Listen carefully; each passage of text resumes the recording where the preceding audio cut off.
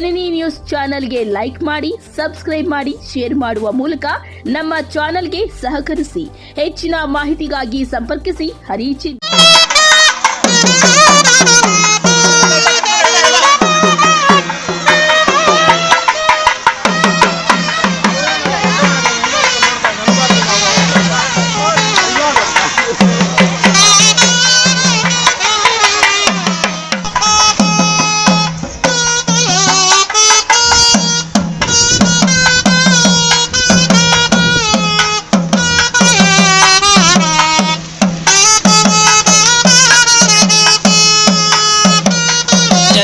और स्टेज और समथिंग ನೀವು ಇದ್ದೀರಾ. ಬಟ್ ಈ ಹಬ್ಬಗಳಾದ ನಂತರ ಪರೀಕ್ಷೆ ದಿನಗಳು ತುಂಬಾ ಕಡಿಮೆ ಇದೆ.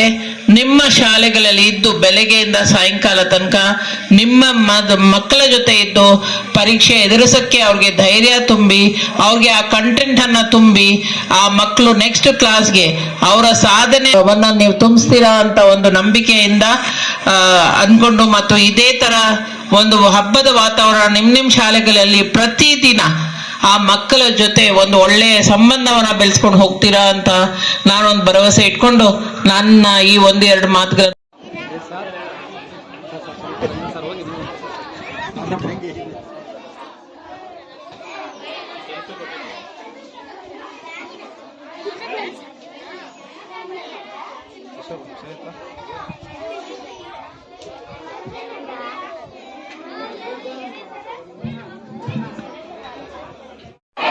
ನೇ ಸಾಲಿನ ಕ್ಲಸ್ಟರ್ ಮಟ್ಟದ ಕಲಿಕಾ ಹಬ್ಬ FLN ಕಲಿಕಾ ಹಬ್ಬ ಅಂತ ಫೌಂಡೇಶನಲ್ ಲಿಟರಸಿ ಅಂಡ್ ನ್ಯೂಮರಸಿ, ಬುನಾದಿ ಅಕ್ಷರ ಜ್ಞಾನ ಮತ್ತು ಸಂಖ್ಯಾ ಜ್ಞಾನದ ಬಗ್ಗೆ ಜನ ಸರ್ಕಾರ ಕಲಿಕಾ ಹಬ್ಬವನ್ನು ಆಚರಣೆ ಮಾಡಬೇಕು ಅಂತ ಪ್ರತಿ ಕ್ಲಸ್ಟರ್ನಲ್ಲಿ ಆಯೋಜನೆ ಮಾಡಿ ಅಂತ ಆಯಾ ಕ್ಲಸ್ಟರ್ನ CRPಗಳು ಮತ್ತು ಶಿಕ್ಷಕರು ಸೇರಿ ಈ ಒಂದು ಕಲಿಕಾ ಹಬ್ಬವನ್ನು ಬಂಗಾರು ತಿರುಪತಿ ಕ್ಲಸ್ಟರ್ನಲ್ಲಿ ಆಯೋಜನೆ ತುಂಬ ಸುಂದರವಾಗಿ ಚೆನ್ನಾಗಿ ಅಚ್ಚುಕಟ್ಟಾಗಿ ಮಾಡಿದ್ದೀವಿ.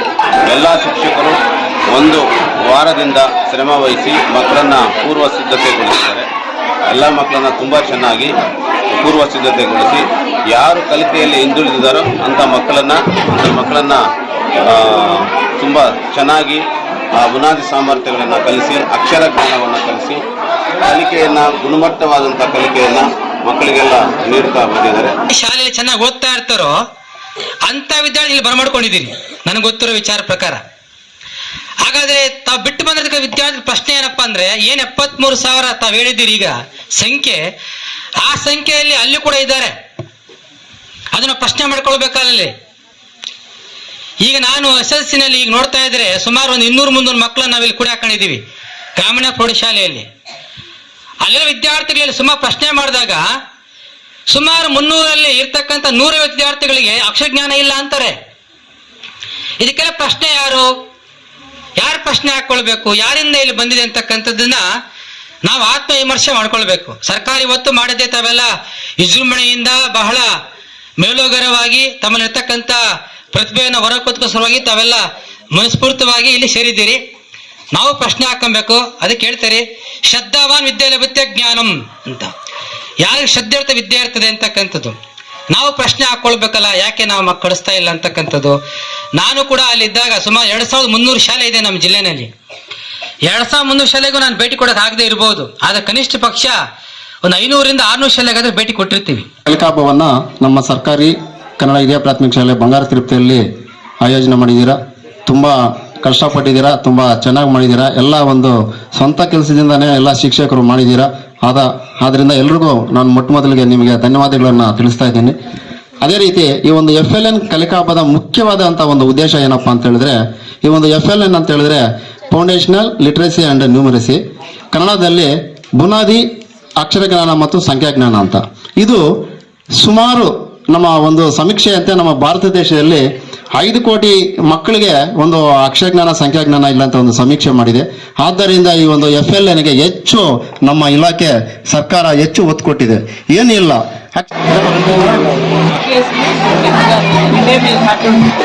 ಈ ಒಂದು ಕಿರಿಕಾಣಿಕೆಯನ್ನ ನಮ್ಮ ದೇವರಳ್ಳಿ ನಾರಾಯಣಸ್ವಾಮಿ ಸರ್ ಅವರು ತಮಗೆಲ್ಲ ಕೊಡ್ತಾ ಇದ್ದಾರೆ. ಅವರಿಗೆ ನಮ್ಮ ಕ್ಲಸ್ಟರ್ನ ಶಿಕ್ಷಕರ ಪರವಾಗಿ ಧನ್ಯವಾದಗಳು ತಿಳಿಸ್ತಿದ್ದೀವಿ. ಅವರು ಆಪತ್ತು ಸಹಕಾರ ಸಂಘದ ಸದಸ್ಯರು ಆಗಿದ್ದಾರೆ. ಶಾಲಾ ಶಿಕ್ಷಣ ಇಲಾಖೆಯ ಅಧ್ಯಕ್ಷರು ಆಗಿರ್ತಕ್ಕಂಥ ಆತ್ಮೀಯ ಸ್ನೇಹಿತರು ದೇವರಲ್ಲಿ ನಾನ್ ಸಂಸಾರ ಅವರಿಗೆ ಎಲ್ಲ ಶಿಕ್ಷಕರ ಪರವಾಗಿ ಧನ್ಯವಾದಗಳನ್ನು ಅರ್ಪಿಸ್ತಾ ಇದ್ದೀವಿ.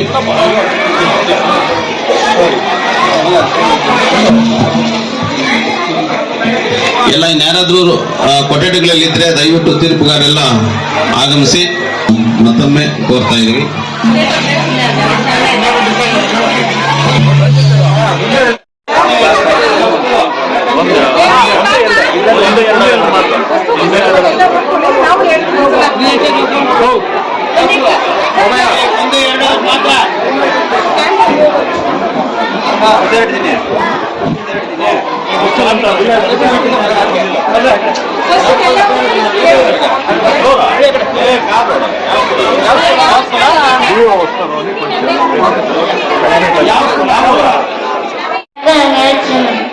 ಅಯ್ಯೋ ಗಿಳಿಯ ನನ್ನ ಹೃದಯ ನವೆಗೆ ಕಿಳಿದ ತಗೊಂಡ್ಬರ್ತಾ ಇದ್ದೆ, ನನ್ಗೆಲ್ಲ ಕಿತ್ತು ಮಾತಾಡ್ಲಿಕ್ಕಿದ್ದೀನಿ ಅಂತ.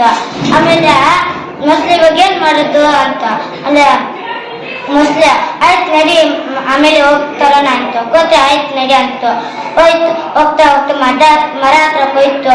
ಮರ ಹತ್ರ ಹೋಯ್ತು ಸಂಖ್ಯೆ ಕೋತಿ ಮನ್ ಮೇಲೆ ಜಿಕ್ಕೊಂಡ್ಬಿಡ್ತು.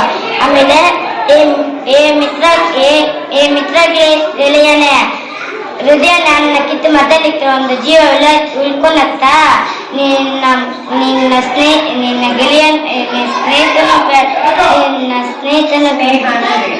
ಸ್ನೇಹನು ಬೇಡ ನೀನು ಬೇಡ ಅಂದು ಕೋತಿ ಹೊರಟೋಯ್ತು. ಆಮೇಲೆ ಮೊಸಳೆ ಸಪ್ಪತ್ ಮೊಕ್ಕ ಹಾಕೊಂಡು ನೀರಲ್ಲಿ ಹೊರಟೋಯ್ತು. ಈ ಕಥೆಯ ನೀತಿ ಉಪಾಯ ಬಲ್ಲವನಿಗೆ ಅಪಾಯವಿಲ್ಲ. ತುಂಬ ಒಂದು ಪಾವರ್ಟಿ ಬ್ಯಾಕ್ಗ್ರೌಂಡ್ ಇಂದ ಬರ್ತಾರೆ. ಅವ್ರಿಗೂ ಸಹ ಫೈನಾನ್ಷಿಯಲ್ ಕಂಡೀಷನ್ಸ್ ಇದ್ದಿದ್ರೆ ಅವ್ರು ಯಾವುದೋ ಒಂದು ಇಂಟರ್ನ್ಯಾಷನಲ್ ಸ್ಕೂಲ್ ಆಗಲಿ ಅಥವಾ ಬೇರೆ ಪ್ರೈವೇಟ್ ಸ್ಕೂಲ್ಸ್ಗೆ ಹೋಗ್ತಾ ಇದ್ರು. ಸೊ ಇಂತಹ ಮಕ್ಕಳು ನಮ್ಮ ಹತ್ರ ಬರೋದ್ರಿಂದ ನಮ್ಮ ಜವಾಬ್ದಾರಿ ಇನ್ನೂ ಹೆಚ್ಚಾಗುತ್ತೆ. ಯಾಕಂದರೆ ಅವ್ರಿಗೆ ಪೇರೆಂಟ್ ಸಪೋರ್ಟು ಇದೆ, ಇಂಟರ್ನ್ಯಾಷನಲ್ ಸ್ಕೂಲ್ಸಲ್ಲಿ ಶಿಕ್ಷಕರ ಸಪೋರ್ಟು ಇದೆ. ಬಟ್ ಈ ನಮ್ಮ ಮಕ್ಕಳಿಗೆ ಇರೋ ಸಪೋರ್ಟು ಬರೀ ನಾವೇ.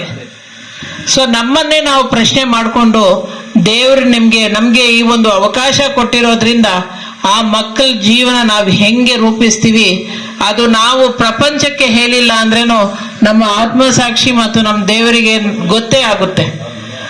ಸೊ ಇವತ್ತೇನು ವಿಜೃಂಭಣೆಯಿಂದ ಮಕ್ಕಳು ಆಸಕ್ತಿಯಿಂದ ಪಾಲ್ಗೊಳ್ಳೋ ಥರ ನಾವು ಪ್ರೋಗ್ರಾಮ್ಸ್ ಮಾಡ್ತಾ ಇದ್ದೀವಿ, ಅದೇ ರೀತಿ ನಮ್ಮ ಶಾಲೆ ಹಂತಗಳಲ್ಲಿನೂ ಈ ಮಕ್ಕಳ ಭವಿಷ್ಯ ನಮ್ಮ ಕೈಯಲ್ಲಿದೆ ಅಂತ ಅರ್ಕೊಂಡು ಆ ಮಕ್ಕಳಿಗೆ ನಾವು ನಾಲೆಡ್ಜ್ಗಳನ್ನ ಕೊಟ್ಟು ಸೊಸೈಟಿಯಲ್ಲಿ ಅವರು ಹೋಗಿ ಬಾಳಕ್ಕೆ ನಾವು ಅವರನ್ನ ಫಿಟ್ ಮಾಡಿದಾಗ ಮಾತ್ರ ನಾವು ಈ ಒಂದು ಸ್ಥಾನಕ್ಕೆ ಫಿಟ್ ಆಗಿದ್ದೀವಿ ಅಂತ ಅರ್ಥ.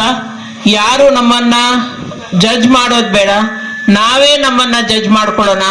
ನಾವು ಈ ಮಕ್ಕಳಿಂದ ತಗೊಳ್ತಾ ಇರೋ ಸಂಬಳಕ್ಕೆ ನಾವು ಅವ್ರಿಗೆ ನ್ಯಾಯ ಮಾಡ್ತಾ ಇದ್ದೀವ, ಇಷ್ಟು ನಾವು ಹರ್ಕೊಂಡು ನಾವು ನಮ್ಮ ಕೆಲಸಕ್ಕೆ ಅಚ್ಚುಕಟ್ಟಾಗಿ ಮಾಡಿದಾಗ ನಮ್ಮ ಗೌರ್ಮೆಂಟ್ ಮಕ್ಕಳು ಸಹ ಬೇರೆ ಎಲ್ಲ ರೀತಿಯ ಮಕ್ಕಳಿಗೆ ಕಾಂಪೀಟ್ ಮಾಡೋಕ್ಕೆ ಸಾಧ್ಯ ಆಗುತ್ತೆ. ನಾನು ಈ ಒಂದು 3 ತಿಂಗಳಲ್ಲಿ ಕೆಲವೊಂದು ಪ್ರೈಮರಿ ಶಾಲೆಗಳನ್ನು ವಿಸಿಟ್ ಮಾಡಿದ್ದೀನಿ. ಅದು ಹಳೆ ಕಾಲದಲ್ಲಿ ಹೆಂಗಿತ್ತು ಮತ್ತು 1 ವರ್ಷದ ಹಿಂದೆ 6 ತಿಂಗಳ ಹಿಂದೆ ಹೆಂಗಿತ್ತು ಅಂತ ನನ್ಗೆ ಗೊತ್ತಿಲ್ಲ. ಬಟ್ ಇವಾಗ ನಾನು ಈ 3 ತಿಂಗಳು ವಿಸಿಟ್ ಮಾಡೋ ಸಂದರ್ಭದಲ್ಲಿ ಪ್ರೈಮರಿ ಸ್ಕೂಲ್ಸಲ್ಲಿ ತುಂಬ ಒಳ್ಳೆ ಕೆಲಸಗಳು ಆಗ್ತಾ ಇದೆ. ಮಕ್ಕಳಿಗೆ ಒಳ್ಳೆ ರೀತಿಯಲ್ಲಿ ಅವರು ಹೇಳ್ಕೊಡ್ತಾ ಇದ್ದಾರೆ. ಒಂದು ಕ್ಲಸ್ಟರ್ಗೆ ಇದೇ ಹಬ್ಬಕ್ಕೆ ಹೋಗಿದ್ದೆ. ಇದು ಅವ್ರ ಬರಹ ಕಾಂಪಿಟಿಷನಲ್ಲಿ ಅವ್ರು ತೋರಿಸಿದ್ರು. ಮುದ್ರಣೆ ಮಾಡ್ದಂಗೆನೆ ಇದನ್ನ ಹ್ಯಾಂಡ್ ರೈಟಿಂಗ್ ಅನ್ನ ಬರೆದಿದ್ದಾರೆ ನಮ್ಮ ಸರ್ಕಾರಿ ಶಾಲೆ ಮಕ್ಕಳು. ಸೊ ನಮ್ಮಲ್ಲಿನೂ ಪ್ರತಿಭೆ ಇರುವಂತಹ ಮಕ್ಕಳು ಬರ್ತಾ ಇದೆ. ನಮ್ಮ ಎಲ್ಲರ ಜವಾಬ್ದಾರಿ ಆ ಪ್ರತಿಭೆಗಳನ್ನ ಬರೀ ಒಂದಿನಕ್ಕೆ ಮಾತ್ರ ನಾವು ಸೀಮಿತ ಮಾಡ್ಕೋಬಾರ್ದು. ಹಬ್ಬದ ದಿನಾನೇ ಎಲ್ಲ ತಿನ್ಕೊಂಡ್ರೆ ಜೀರ್ಣ ಆಗಕ್ಕೆ ಕಷ್ಟ ಆಗುತ್ತೆ. ಸೊ ಪ್ರತಿದಿನಾನು ಸ್ವಲ್ಪ ಒಳ್ಳೆಯದನ್ನ ಅವ್ರಿಗೆ ನಾಲೆಜ್ ಅನ್ನ ಕೊಡೋಣ. ಅವರು ಸೊಸೈಟಿಯನ್ನ ಫೇಸ್ ಮಾಡಕ್ಕೆ ನಾವು ರೆಡಿ ಮಾಡ್ಕೊಣ. ಯಾಕಂದ್ರೆ ಅವ್ರ ಪೇರೆಂಟ್ಸು ತುಂಬಾ ಆ ಒಂದು ಕಡೆ ಎಷ್ಟೋ ಜನ ಪೇರೆಂಟ್ಸ್ ನಮ್ಮ ಗೌರ್ಮೆಂಟ್ ಶಾಲೆಯಲ್ಲಿ ಬರೋ ಪೇರೆಂಟ್ಸ್ಗೆ ಓದು ಬರಹನೂ ಬರಲ್ಲ. ಸೊ ಅಂತಹ ಮಕ್ಕಳಿಗೆ ನಾವು ಒಂದು ದಾರಿದೀಪ ತೋರಿಸ್ತಾ ಇದ್ದೀವಿ ಅಂದ್ರೆ ಅದು ನಿಜವಾಗ್ಲೂ ನಾವು ಶಿಕ್ಷಕರಾಗಕ್ಕೆ ಅದು ಒಂದು ಸಾಧನೆ ಮಾಡಿದ್ದೀವಿ ಅಂತ ಅರ್ಥ ಆಗುತ್ತೆ, ಮತ್ತು ನಮ್ಮ ಕರ್ತವ್ಯವನ್ನ ನಾವು ಮಾಡಿದ್ದೀವಿ ಅಂತ ಅರ್ಥ ಆಗುತ್ತೆ. ಸೊ ಎಲ್ಲ ಟೀಚರ್ಸ್ಗೆ ನಾನು ಈ ಮನವಿ, ಪ್ಲೀಸ್ ಈ ಶಿಕ್ಷಕರ ಒಂದು ಕಲಿಕಾ ಹಬ್ಬದಲ್ಲಿ ಎಲ್ಲರೂ ಒಂದ್ ಕಡೆಯಿಂದ ಒಂದ್ ಕಡೆ ಅಟ್ಲೀಸ್ಟ್ ಅಲ್ಲಿ ನೋಡಿದಾಗ ನಮಗೆ ಕಣ್ಣಿಗೆ ಕಾಣಿಸ್ತಕ್ಕಂಥದ್ದು ಏನೋ ಒಂದು ನಿರುತ್ಸಾಹ ನಮ್ಮ ಶಿಕ್ಷಕ ವರ್ಗದಲ್ಲಿ. ಯಾಕೆ ಏನಂತ ಗೊತ್ತಾಗ್ತಾ ಇಲ್ಲ. ಇದು ಈಗ ಏನಾಗಿದೆ ಗೊತ್ತಾ, ಯಾಕಂದ್ರೆ 5 ವರ್ಷ ಹಿಂದೆ ನಾನು ಮಾತಾಡ್ತಾ ಇದ್ದೀನಿ, ಪ್ರಸ್ತುತ ನನಗೆ ಗೊತ್ತಿಲ್ಲ. ಹಾಗಾಗಿ ಇದು ನನ್ನ ಪ್ರಿಯಂಬಲ ಹೇಳಿ ಈ ಒಂದು ವೇದಿಕೆ ಬಹಳ ಅದ್ದೂರಿಯಾಗಿ ನೀವು ಆಯೋಜನೆ ಮಾಡಿದ್ದೀರಿ. ಈ ಒಂದು ಕನಕಾಸನಾಗಿರ್ತಕ್ಕಂಥ ಈ ಒಂದು ಭಾಗದ ಬಿಯವರವರೇ ಮತ್ತು ಎಲ್ಲ ನನ್ನ ಆತ್ಮೀಯ ಸನ್ಮಿತ್ರ ಶಿಕ್ಷಕ ವರ್ಗದವರೇ ಮತ್ತು ಪ್ರೀತಿ ವಿದ್ಯಾರ್ಥಿನಿಯರೇ, ನಿಮ್ಮ LSRW ಸಂಬಂಧಪಟ್ಟಂಗೆ ಇವತ್ತು ಜ್ಞಾಪಕ ಶಕ್ತಿ ಅಂತಕ್ಕಂಥದ್ದು ಒಂದು ಹಾಕಿದ್ದೀರಿ, ರಸಪ್ರಶ್ನೆ ಕಾರ್ಯಕ್ರಮ ಅಂತ ಒಂದು ಹಾಕಿದ್ದೀರಿ, ಕತೆ ಹೇಳೋದು ಕತೆ ಕಟ್ಟೋದು ಅಂತಕ್ಕಂಥ ಹೇಳಿದ್ದೀರಿ. ಇವೆಲ್ಲ ಯಾಕೆ ಹೇಳ್ತಾ ಇದೀವಿ ಅಂದ್ರೆ ತಮ್ಮಲ್ಲಿರ್ತಕ್ಕಂಥ ಪ್ರತಿಭೆಯನ್ನ ಹೊರಹೊಕ್ಕಬೇಕು, ಮತ್ತೆ ಅದು ಇನ್ನೊಬ್ಬರಿಗೆ ಮರದ ಆಗ್ಬೇಕು. ನಿಮ್ಮ ಶಾಲೆಯಲ್ಲಿ ಇರ್ತಕ್ಕಂಥದ್ದೇ ಮಾರ್ಗದರ್ಶನ ಆಗಬೇಕು, ಯಾರೋ ರೋಲ್ ಮಾಡಲ್ ಮಾಡ್ತಕ್ಕಂಥದ್ದಲ್ಲ. ನಿಮ್ಮ ಶಾಲೆಯಲ್ಲಿ ಇರ್ತಕ್ಕಂಥ ವಿದ್ಯಾರ್ಥಿನಿ ಮಾರ್ಗದರ್ಶನ ತಗೊಳ್ಳಿ. ಮತ್ತೆ ನೀವು ಕೂಡ ನಾವು ಹೇಳ್ತೀವಿ, ಕವಿರಾಜ ಮಾರ್ಗಕ್ಕೆ ಎದ್ದಲ್ಲಿ ಒಂದು ಮಾತು ಹೇಳ್ತಾರೆ, ಅಲ್ಲಿಂದನೇ ನಮಗೆ ಒಂದು ಜನಪದ ಸಾಹಿತ್ಯ ಅಲ್ಲೇ ನಮ್ಗೆ ಗೊತ್ತಾಗುತ್ತೆ. ಅದೊಂದು ಮಾತು ಹೇಳ್ತಾರೆ, ಏನಂತ, ಪದಂ ಅರಿದು ನುಡಿಯಲಂ ನುಡಿದಂ ಅರಿದು ಅರಿಯಲಂ ಅರ್ಪ ಆ ನಾಡುವರ್ಗಳ್ ಚತುರ ನಿಜದಂ ಕುರಿತು ಓದದೆಯಂ ಕಾಯಪ್ರವತ್ ಮತಿಗಳು. ಹಂಗಂದೇನಪ್ಪ ಅಂದ್ರೆ ನಾವು ಕನ್ನಡ ಏನು ಹೇಳ್ತೀವಿ ಅದರಂತೆ ನಡ್ಕೊಳ್ತೀವಿ, ಏನ್ ನಡ್ಕೊಳ್ಳೋ ಅದರಂತೆ ನಾವು ಮಾತಾಡ್ತೀವಿ ಅಂತಕ್ಕಂಥದ್ದು.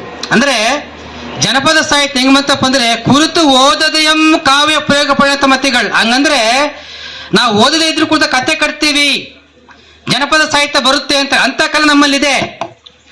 ಆ ನಮ್ಮಲ್ಲಿ ಕಥೆಯನ್ನು ಹೊರ ತೆಗಿತಕ್ಕಂಥದ್ದು ನಮ್ಮ ಶಿಕ್ಷಕರ ಕೆಲಸ. ಅದನ್ನ ನಾವು ಶ್ರದ್ಧೆಯಿಂದ ಮಾಡಬೇಕು ಅಂತ ನಾವು ಹೇಳ್ತೀರಿ. ಅದಕ್ಕೆ ಅಬ್ದುಲ್ ಕಲಾಂ ಹೇಳ್ತಾರೆ, if you shine like a sun first burn like a sun ಅಂತ. ಇಪ್ಪ ಶೈನ್ ಲೈಕ್ ಎ ಸನ್, ನೀನು ಸೂರ್ಯನಂಗೆ ಹೊಳಿತಾ ಇರಬೇಕಾದ್ರೆ ನೀನು ಅದ್ರ ಹಿಂದೆ ಬೇಯಬೇಕು, ಅಂದ್ರೆ ಅಷ್ಟು ಕಷ್ಟಪಡಬೇಕು ಅಂತಕ್ಕಂಥದ್ದು. ಕಷ್ಟಪಡ ಯಾವುದು ಬರೋದಿಲ್ಲ ಅಂತಕ್ಕಂಥ ಶಿಕ್ಷಕ ವರ್ಗನ ಅಷ್ಟೇ ಬಹಳ ಶ್ರದ್ಧೆ ವಹಿಸಿ, ಬಹಳ ಶ್ರಮ ವಹಿಸಿ, ಬಹಳ ಮುತುವರ್ಜಿಯಿಂದ ಯಾವನು ಕಲಿಕೆಯಲ್ಲಿ ಹಿಂದುಳಿದಿದ್ದಾನೋ ಅವನನ್ನು ನಾವು ಟಾರ್ಗೆಟ್ ಮಾಡಬೇಕು, ಅವನನ್ನ ಬಹಳ ಹತ್ತಿರದಿಂದ ಪ್ರೀತಿಯಿಂದ ಕರ್ಕೊಳ್ಬೇಕು, ಅವನನ್ನು ಕಳಿಸ್ಬೇಕು. ನಿಮಗೆ ಪ್ರಶಸ್ತಿ ಕೊಡ್ತಾರಪ್ಪ ಅಂದ್ರೆ ಜಿಲ್ಲಾ ಮಟ್ಟ ಆಗಲಿ ರಾಜ್ಯ ಮಟ್ಟ ಆಗಲಿ ಪ್ರಶಸ್ತಿ ಯಾವಾಗ ಬರುತ್ತೆ, ಆ ಒಂದು ಕಲಿಕೆ ಒಂದು ವಿದ್ಯಾರ್ಥಿನ ಯಾರು ಉನ್ನತ ಕರ್ಕೊಂಡ್ ಬರ್ತಿರೋ ಅದು ಶ್ರೇಷ್ಠ ಪ್ರಶಸ್ತಿ ಅಂತಕ್ಕಂಥದ್ದು. ಅದಕ್ಕೆ ಒಬ್ಬ ಕವಿ ಕೇಳ್ತಾನೆ, ಬೆಲೆಯಿಂದಕಮ್ಮ ಕೃತಿಗಾವಿಲ ಈ ಭುವನದ ಭಾಗ್ಯನಿಂದಿಕ್ಕಂ ನೋಡ್ಪಂ ಬೆಳಕಟ್ಟು ತರನಿಲಿಯಂ ಮಧುನೀಯಂ ಮನೋಜವಂ ಕೌಮುದಿಯಂ. ಹಾಗಂದ್ರೆ ಪಂಪನ ಎರಡು ಕೃತ್ಯಗಳಿಗೆ ನಾ ಬೆಲೆ ಕಟ್ಟಕ್ಕಾಗಲ್ಲ, ಅದು ಈ ಭೂಮಿಯ ಭಾಗ್ಯ ಅಂತಕ್ಕಂಥದ್ದು. ಇಲ್ಲಿ ತಂಗಾಳಿಯನ್ನ, ಜೇನನ್ನ, ಮಧುವನ್ನ ಕಾಸ್ಕೊಟ್ಟು ತಗೊಂಬ ನೋಡೋಣ, ಅದಕ್ಕೆ ಬೆಲೆ ಕಟ್ಟಕ. ಅದೇ ರೀತಿಯಾಗಿ ಈ ಶಿಕ್ಷಕ ಸೇವೆಗೆ ಬೆಲೆ ಕಟ್ಟಕ್ಕಾಗಲ್ಲ. ನಾನು ಇಲ್ಲಿರ್ಬೇಕಾದ್ರು ನೀವೆಲ್ಲ ಇಲ್ಲಿರ್ಬೇಕಾದ್ರು ಯಾವುದೋ ಒಬ್ಬ ಶಿಕ್ಷಕ ಮಾತ್ರ ಕಾರಣ. ನಾನಿವತ್ತು ಮಾತಾಡ್ತಾ ಇದ್ದೀನಿ ಅಂದ್ರೆ ನಾನು ಗುರು ಕಾರಣ. ಅದಕ್ಕೆ ಹೇಳ್ತಾರೆ ಗುರಿ ಇರಬೇಕು, ಆ ಗುರಿ ದೊಡ್ಡದಾಗಿರ್ಬೇಕು, ಆ ತರ ನೀವು ರೂಪಿಸ್ಬೇಕು. ನಂಗೆ ಟೈಮ್ ಇಲ್ಲ, ವೇದಿಕೆ ಕೊಟ್ಟಿದ್ದಿದ್ರೆ ನಾನು ಅರ್ಧ ಗಂಟೆ ಮಾತಾಡ್ತಾ ಇದ್ದೆ, ಇದು ಸಮಯ ಅಲ್ಲ. ಒಂದೇ ಒಂದು ಪದ್ಯವನ್ನು ಮುಗಿಸ್ತಾ ಇದ್ದೀನಿ. ಅದಕ್ಕೆ DBG ಒಂದು ಮಾತು ಹೇಳ್ತಾರೆ, ಘನತತ್ವ ಒಂದಕ್ಕೆ ದಿನರಾತ್ರಿ ಮನಸ್ಸು ಹೋತು ನೆನೆದ ಇನ್ನೊಂದನು ಎಲ್ಲವ ನೀಡುತ್ತಾ ಅದರನ್ನ ಸಂಧಿಯಲ್ಲಿ ಜೀವ ಭಾರವನ್ನು ಮರೆಯುವುದು ಹನುಮಂತನ ಉಪದೇಶ ಮಂಕುತಿಮ್ಮ. ನಿಮ್ಮ ಗುರಿ ಏನಿರ್ಬೇಕಂದ್ರೆ ಆ ಗುರಿ ಗಟ್ಟಿಯಾಗಿರ್ಬೇಕು, ದೊಡ್ಡದಾಗಿರ್ಬೇಕು. ಅಂದ್ರೆ ಇರ್ತಕ್ಕಂಥ ನಾ ತರಗತಿಯಲ್ಲಿ 30 ಮಕ್ಕಳಿದ್ದಾರೆ, ಆ 30 ಮಕ್ಕಳನ್ನು ಕೂಡ ನಾನು ಓದು ಬರಹ ಕಲಿಕೆ ಎಲ್ಲವೂ ನಾನು ಮಾಡ್ತೀನಿ ಅಂತಕ್ಕಂಥ ಗುರಿ ಇಟ್ಕೊಂಡಿರ್ಬೇಕು. ಅದಿಲ್ಲ, ಇರ್ತಕ್ಕಂಥ 30 ವಿದ್ಯಾರ್ಥಿಗಳಲ್ಲಿ 10 ಜನ ಮಾತ್ರ ಓದ್ತಾ ಇದ್ದಾರೆ, 20 ಓದ್ತಾ ಇಲ್ಲ ಅಂದ್ರೆ ನಿಮಗೆ ನೀವೇ ಪ್ರಶ್ನೆ ಹಾಕೊಳ್ಬೇಕು.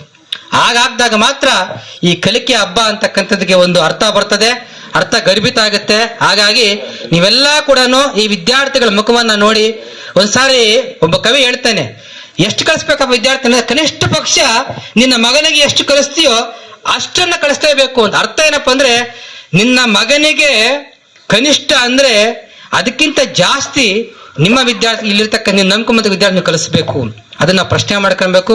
ಹಾಗಾಗಿ ಇದೆಲ್ಲ ತಾವು ಮಾಡ್ತಾ ಇದ್ದೀರಿ, ಇನ್ನು ಹೆಚ್ಚಿನ ರೀತಿಯಲ್ಲಿ ಮಾಡ್ತೀರಿ ಅಂತಕ್ಕಂಥ ಆಶಾಭಾವನೆ ವ್ಯಕ್ತಪಡಿಸ್ತಾ ನನ್ನ ನೀವೊಂದು ಕಾರ್ಯಕ್ರಮ ಅಕ್ಷರಜ್ಞಾನ ಅಂತ ಹೇಳಿದ್ರೆ ಮಕ್ಕಳು ಓದ್ಬೇಕು, ಬರೀಬೇಕು. ಯಾವುದೇ ಒಂದು ಭಾಷೆ ಆಗ್ಲಿ, ಕನ್ನಡ ಆಗ್ಲಿ, ಇಂಗ್ಲಿಷ್ ಆಗ್ಲಿ, ಉರ್ದು ಆಗ್ಲಿ, ಹಿಂದಿ ಆಗ್ಲಿ, ಈ ಭಾಷೆಗಳಲ್ಲಿ ಬರೆಯೋದೇ ಬರಲ್ಲ, ಓದಕ್ಕೆ ಬರೆಯಲ್ಲ ಅಂತ ಹೇಳಿದ್ರೆ SLCಯಲ್ಲಿ ಒಂದು ರಿಸಲ್ಟ್ ಕಡಿಮೆ ಬರೋದಕ್ಕೆ ಕಾರಣ ಅಂತ ಹೇಳ್ಬಿಟ್ಟು ಈಗಾಗಲೇ ಎಲ್ಲ ಪ್ರೌಢಶಾಲೆಯವರು ನಮ್ಮ ಮೇಲೆ ಪ್ರಾಥಮಿಕ ಶಾಲೆಯವ್ರ ಮೇಲೆ ಒಂದು ಇದು ಆಗ್ತಾ ಇದ್ದಾರೆ. ಆದ್ದರಿಂದ ಈ ಒಂದು FLN ಹೆಚ್ಚು ಒತ್ತು ಕೊಟ್ಟಿದ್ದಾರೆ. ಈ ಒಂದು FLN ಅಂತ ಹೇಳಿದ್ರೆ ಈ ಒಂದು ಅಕ್ಷರಜ್ಞಾನ ಮತ್ತು ಈ ಒಂದು ಸಂಖ್ಯಾಜ್ಞಾನ ಮೇಲೆ ಒಂದು 7 ವಿಷಯಗಳ ಮೇಲೆ ಈ ಒಂದು ಸ್ಪರ್ಧೆ ಅಂತಲ್ಲ, ಇದು ಮಕ್ಕಳು ಹಬ್ಬದ ವಾತಾವರಣದಲ್ಲಿ ಇಲ್ಲಿ ಸಂತೋಷವಾಗಿ ಆ ಒಂದು ಚಟುವಟಿಕೆಗಳು ಭಾಗವಹಿಸಿ ಕ್ರಿಯಾತ್ಮಕ ಭಾಗವಹಿಸಿ ಈ ಒಂದು FLN ಮಹತ್ವ ತಿಳಿಬೇಕು ಅನ್ನೋದೇ ಒಂದು ಮುಖ್ಯ ಉದ್ದೇಶ ಅಷ್ಟೇ. ಇದು FLN ಈ ಒಂದು ಚಟುವಟಿಕೆಗಳು ಏನು ಅಂತೇಳಿ ಎಲ್ಲ ಗೊತ್ತು. ಗಟ್ಟಿ ಓದು ಅಂತ ಹೇಳ್ಬಿಟ್ಟು ಮಕ್ಕಳು ಗಟ್ಟಿಯಾಗಿ ಓದಬೇಕು. ಕನ್ನಡ ಆಗಲಿ, ಇಂಗ್ಲೀಷ್ ಆಗಲಿ, ಉರ್ದು ಆಗಲಿ, ಯಾವುದೇ ಒಂದು ಭಾಷೆ ಆಗಲಿ. ಯಾವ ಮಕ್ಕಳು ಚೆನ್ನಾಗಿ ಓದ್ತಾರೋ ಅವ್ರಿಗೆ 3 ಪ್ರತಿಯೊಂದು ಸ್ಪರ್ಧೆಗೂ 3 ಬಹುಮಾನಗಳನ್ನ ಇದೆ. ಮುಂದೆನೂ ನೀಡ್ತಾರೆ. ಆ ಒಂದು ಮಕ್ಕಳು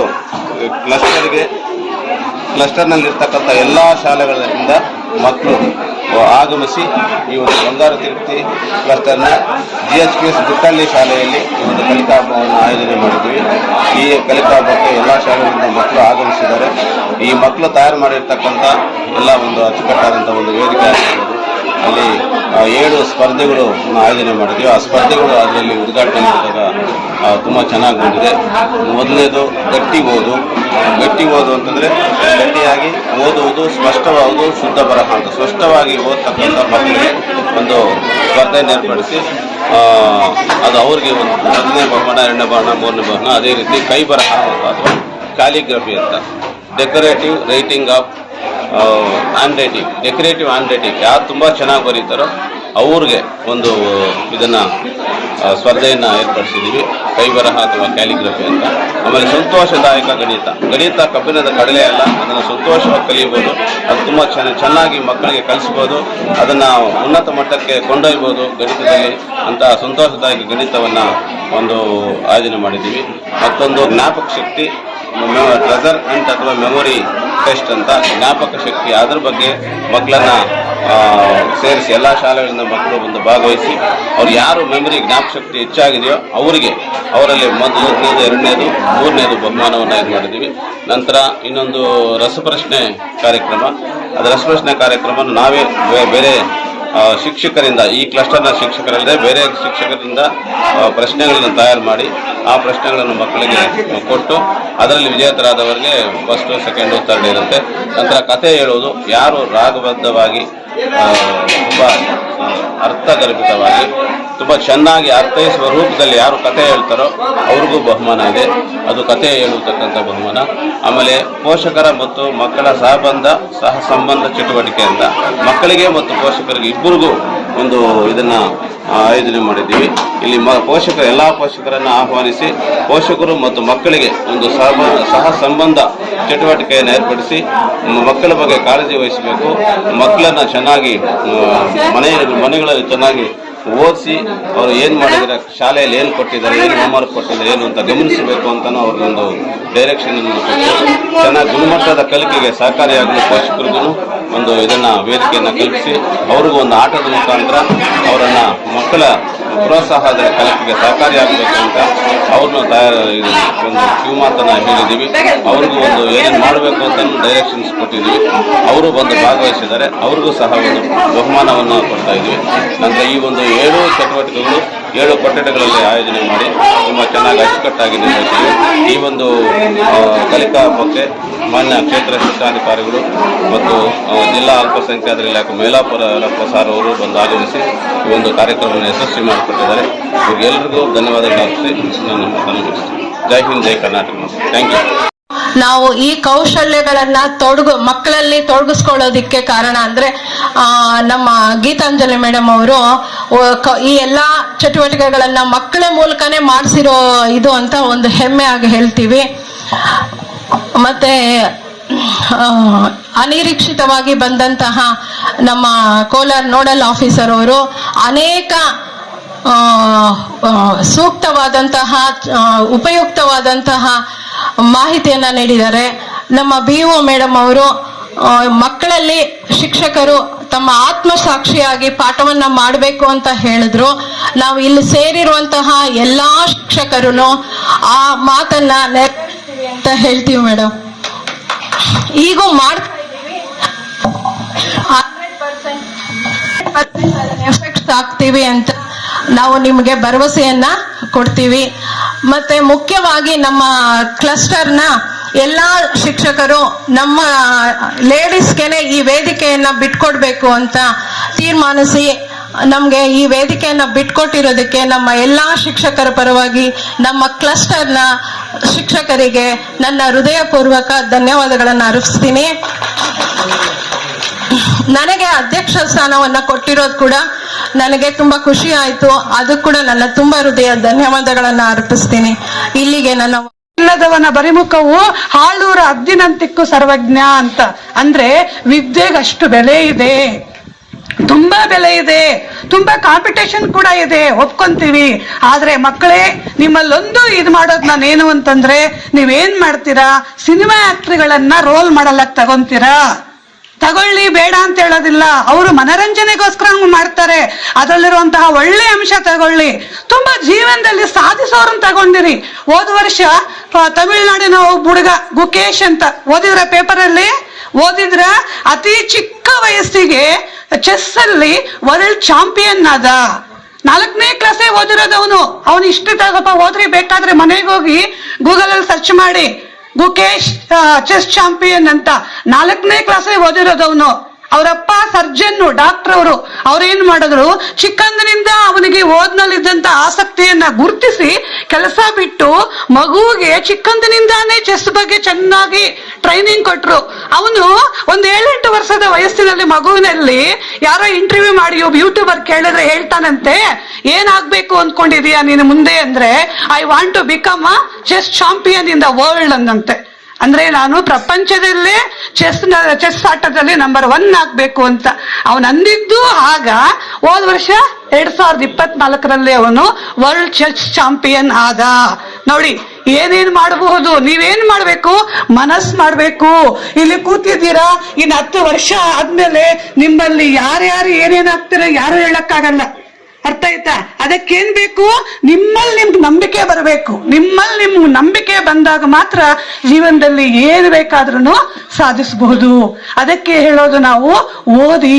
ಆ ಓದಿಯನ್ನ ಕಷ್ಟಪಟ್ಟು ಓದೋದಲ್ಲ, ಇಷ್ಟಪಟ್ಟು ಓದಿ. ಇಷ್ಟಪಟ್ರೆ ಒಂದು 10 ವರ್ಷ 15 ವರ್ಷ ನೀವು ಕಷ್ಟನೋ ಇಷ್ಟನೋ ಓದ್ಬಿಟ್ರೆ ಮುಂದೆ ನೀವು ಜೀವನ ಪರ್ಯಂತನೂ ಚೆನ್ನಾಗಿರಬಹುದು. ಇಷ್ಟು ಹೇಳಿ ನಾವು ಯಾರನ್ನ ಬೇರೆಲ್ಲ ತೋರಿಸ್ತಾ ಇದ್ವಿ ಅಂತ ಹೇಳಿದ್ರೆ, 1ರಿಂದ 7ನೇ ತರಗತಿಯಲ್ಲಿ ಮೂಲ ಕ್ರಿಯೆಗಳಾಗಿರ್ಬೋದು, ಇಲ್ಲ ಸ್ಪಷ್ಟ ಬೋದು ಶುದ್ಧ ಬರಲಿಲ್ಲ ಅಂತ ಹೇಳಿದ್ರೆ 8ನೇ ತರಗತಿಯಲ್ಲಿ ನಾವು ಅಕ್ಷರಗಳು ಕಲಿಸೋದಕ್ಕೆ ಆಗೋದಿಲ್ಲ. ಆ ಒಂದು ನಿಟ್ಟಿನಲ್ಲಿ ಈ ಒಂದು ಕಾರ್ಯಕ್ರಮ ಕಲಿಕಾ ಹಬ್ಬ ಏನಿದೆ, ಮಕ್ಕಳು ತೀರಾ ಹಿಂದುಳಿದಿರುವಂತಹ ಮಕ್ಕಳನ್ನು ಗುರುತಿಸಿ ಅವರನ್ನ ಚೆನ್ನಾಗಿ ಓದುವಂತ ಮಕ್ಕಳ ಬೆರೆಸಿ ಅವರನ್ನ ಒಳ್ಳೆ ಒಂದು ಕೇಂದ್ರ ಸರ್ಕಾರದವ್ರು ಮಾಡಿದ್ದಾರೆ. ಇದು ಎಲ್ಲಿ ನಮಗೆ ಹೊಡೆತ ಆಗ್ತದೆ ಅಂತ ಹೇಳಿದ್ರೆ, SLCಯಲ್ಲಿ ಬಂದಾಗ ಫಲಿತಾಂಶ ಕಡಿಮೆ ಬಂದಾಗ ಇದೆಲ್ಲ ಅಲ್ಲಿ ಬರುತ್ತದೆ. ಈಗ ಮೊನ್ನೆ ಪೇಪರಲ್ಲಿ ಕೊಟ್ಟಿದ್ರು ಕೂಡ 73,000 ಮಕ್ಕಳಿಗೆ ನಮ್ಮ ಶಿಕ್ಷಣ ಇಲಾಖೆಯಿಂದ ಓದು ಬರಹ ಬರದೇ ಇರುವಂತಹದ್ದು ಮತ್ತೆ ಮೂಲ ಕ್ರಿಯೆಗಳು ಬರದೇ ಇರುವಂತಹ ಮಕ್ಕಳನ್ನು ಗುರುತಿಸಿ ಈಗಾಗಲೇ ಡಯಟ್ಗೆ ಈಗ ನಮ್ಮ ತಾಲೂಕು ಹಂತದಿಂದ ಕೊಟ್ಟಾದ ಮೇಲೆ ಈ ಮಕ್ಕಳನ್ನ ಗುರುತಿಸಿ FLN ಒಂದು ಕಾರ್ಯಕ್ರಮ ಆಗಿದೆ. ಮತ್ತೆ ಈ ಒಂದು ಕಾರ್ಯಕ್ರಮದಲ್ಲಿ 7 ಸ್ಟಾಲ್ಗಳನ್ನು ಮಾಡಿದ್ದಾರೆ. ಆ ಸ್ಟಾಲ್ಗಳು ಒಂದೊಂದು ನಮ್ಮ ಕೃಷ್ಣಮೂರ್ತಿ ತಿಳಿಸ್ಕೊಟ್ಟಿದ್ದಾರೆ. ಕಾಲಾವಕಾಶ ಕಡಿಮೆ ಇರೋದ್ರಿಂದ ನಾನು 2 ಮಾತನ್ನು ಮುಗಿಸ್ತೀನಿ.